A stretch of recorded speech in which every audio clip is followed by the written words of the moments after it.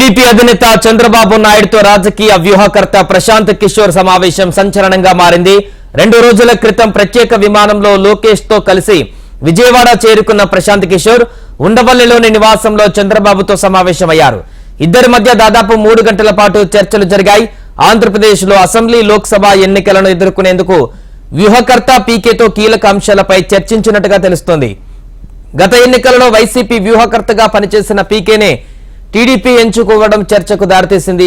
అయితే ఈ చర్చలో ఏపీ పీకే అంటే జనసేన అధినేత పవన్ కళ్యాణ్ ఎందుకు లేరన్నది ప్రధానంగా చర్చనీయాంశమైంది.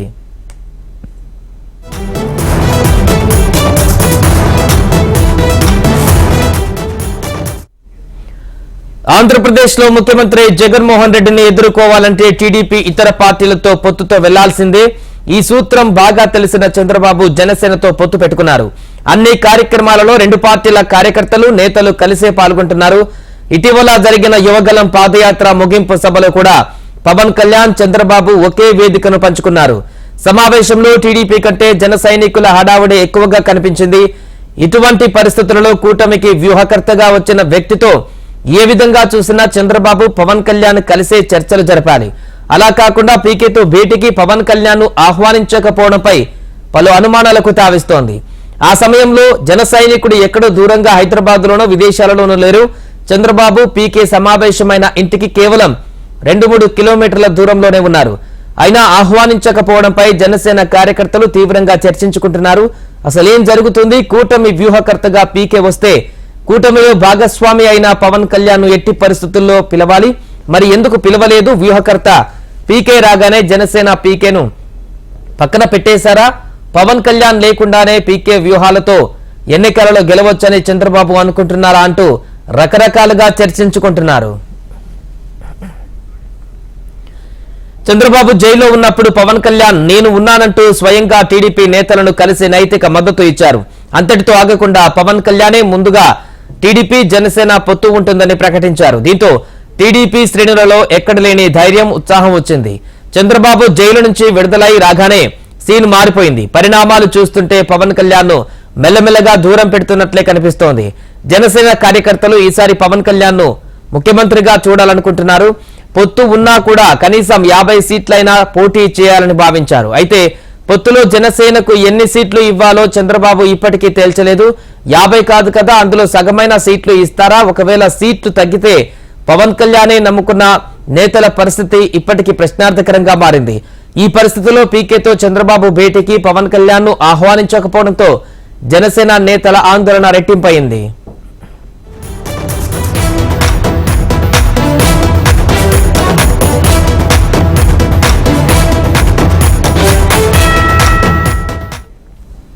పవన్ కళ్యాణ్ తో పొత్తు టీడీపీకి తప్పనిసరి. అయితే పొత్తులో ఎన్ని సీట్లు ఇవ్వాలి, ఇస్తే ఎక్కడెక్కడ ఇవ్వాలి అన్న దానిపైన చంద్రబాబు మల్లగుల్లాలు పడుతున్నట్టుగా సమాచారం.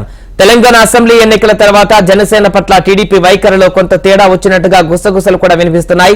తెలంగాణ అసెంబ్లీ ఎన్నికలలో సత్తా చాటని వ్యక్తితో జట్టు కట్టితే తామెక్కడ నష్టపోతామోనన్న బెంగ కూడా బాబును పట్టిపీడిస్తున్నట్టుగా తెలుస్తోంది.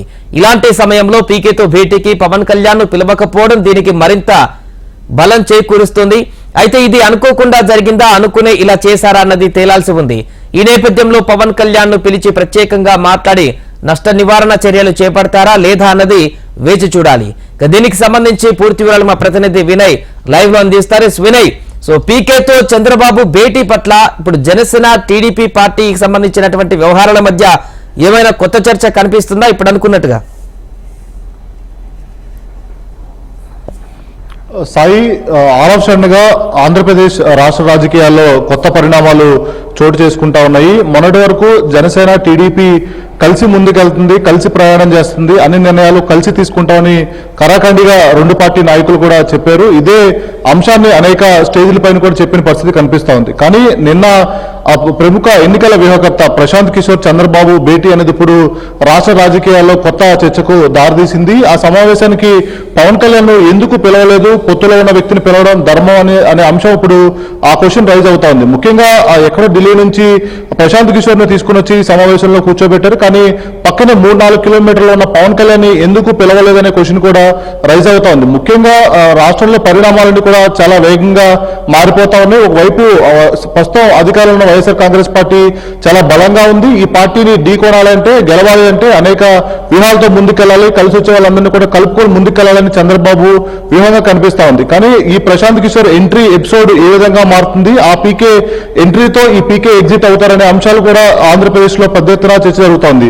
ముఖ్యంగా నిన్న దాదాపు ఒక 3-4 గంటలు ప్రశాంత్ కిషోర్ తో చంద్రబాబు, లోకేష్ భేటీ అయ్యారు. ఆంధ్రప్రదేశ్ లో పరిణామాలు, పొత్తులతో పాటు రాబోయే రోజుల్లో ఏ విధంగా ముందుకెళ్లాలి, అధికార పార్టీని ఓడించాలంటే ఎటువంటి స్ట్రాటజీని రూపొందించాలనే అంశాలపైన చర్చ జరిగినట్టు కూడా మనకి ప్రధానంగా తెలుస్తా ఉంది. కానీ ఒక పొత్తు ధర్మంలో ఉన్న నేపథ్యంలో అటు పవన్ కళ్యాణ్, చంద్రబాబు ఇద్దరు కలిసి ట్రావెల్ చేస్తున్న సమయంలో ఎన్ని విషయాలు జనసేనతోని పవన్ కళ్యాణ్ తో కూడా పంచుకోవాల్సి ఉంటుంది, వాళ్ళ నిర్ణయం కూడా కావాల్సి ఉంటుంది. కానీ పవన్ కళ్యాణ్ ఆ మీటింగ్ కి ఆహ్వానం అందిందా, అందలేదా అనేది కూడా ఇప్పుడు క్వశ్చన్ గా మారింది. ఈ నేపథ్యంలో పవన్ కళ్యాణ్ ఎందుకు పిలవలేదనే అంశం పైన పెద్ద ఎత్తున చర్చ జరుగుతోంది. మరోవైపు ఇప్పటికే అటు 2024 ఎన్నికలకు సంబంధించి తెలుగుదేశం పార్టీతో ఖచ్చితంగా ముందుకెళ్తాము, అధికారాన్ని ఫామ్ చేస్తామని చెప్పి జనసేన నాయకులతో పాటు పవన్ కళ్యాణ్ కరాఖండిగా చెప్తా ఉన్నారు. ఈ మధ్య కాలంలో యువకుల ముగింపు సభ మొదట్లో వెళ్ళడం చెప్పి పవన్ కళ్యాణ్ అన్నప్పుడు కూడా చంద్రబాబు పవన్ కళ్యాణ్ ని కలవడం, ఆ తర్వాత పవన్ కళ్యాణ్ రావడం అంతా కూడా జరిగింది. కానీ తర్వాత ఒక ఇంటర్వ్యూలో కూడా నారా లోకేష్ చేసిన వ్యాఖ్యలు కూడా ఇప్పుడు జనసేనలో కావచ్చు, పవన్ కళ్యాణ్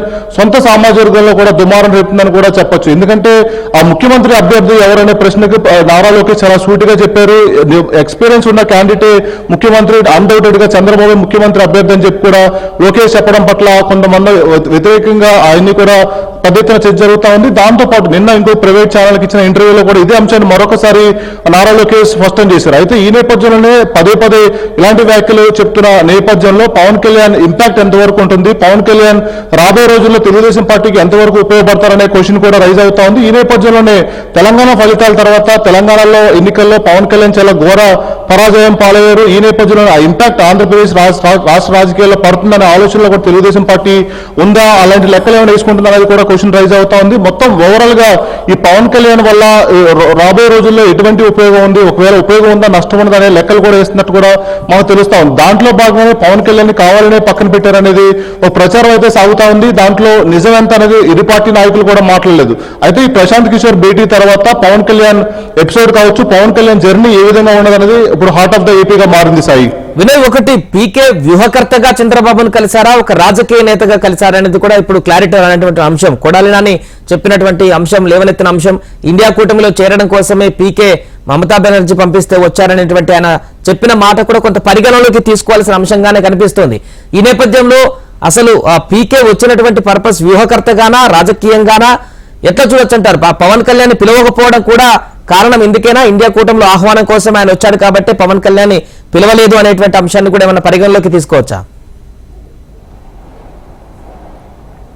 అయితే ఖచ్చితంగా అంశం ఏదైనప్పుడు కూడా అతి తొందరలోనే, అంటే 4-5 నెలల్లోనే ఆంధ్రప్రదేశ్ లో ఎన్నికలు ఉన్నాయి. ఈ ఎన్నికల హీట్ అనేది కూడా పీక్స్ లో ఉంది. మరోవైపు ప్రశాంత్ కిషోర్ అటు చంద్రబాబు నాయుడిని సీనియర్ నాయకుడిగా కలిసినా, వ్యూహాలకు చెప్పడం కలిసినా, సలహాలు ఇవ్వడానికి కలిసినా సరే పవన్ కళ్యాణ్ పిలవాల్సిన అవసరం ఉందనేది వాదన అయితే పెద్ద ఎత్తున వినిపిస్తా ఉంది. దాంట్లో భాగంగానే పవన్ కళ్యాణ్ ఎందుకు పిలవలేదు, ఒకవేళ పవన్ కళ్యాణ్ హైదరాబాద్ లో లేరు, పక్క విదేశాల్లో కూడా లేరు, ఆయన అమరావతిలోనే ఉన్నారు, అది చంద్రబాబు మీటింగ్ పెట్టుకున్న ప్రాంతానికి 5-6 కిలోమీటర్ల దూరంలో ఉన్నారు కనుక ఎందుకు పవన్ కళ్యాణ్ కి ఆహ్వానం రాలేదు అనేది అయితే మటుకి చర్చనీయాంశంగా మారింది. ఇది పక్కన పెడితే అసలు ప్రశాంత్ కిషోర్ కూడా సమావేశం ముగిసిన తర్వాత చంద్రబాబు ఒక సీనియర్ నాయకుడైనా చెప్పి ఆయన వచ్చి కలిశారని చెప్పారు. ఈ నేపథ్యంలోనే ఎందుకు కలిశారు, ఏ అంశాలు డిస్కస్ అయినాయి అనేది అయితే మటుకి బయటకు రాలేదు. ఈ నేపథ్యంలోనే రకరకాల ఊహాగానాలు, రకరకాల చర్చలన్నీ కూడా ఆంధ్రప్రదేశ్ లో సాగుతా ఉన్నాయి. అయితే నారా లోకేష్ వ్యాఖ్యలు కూడా దీనికి కొద్దిగా ఆజ్యం పోసినట్టు ఉన్నాయి.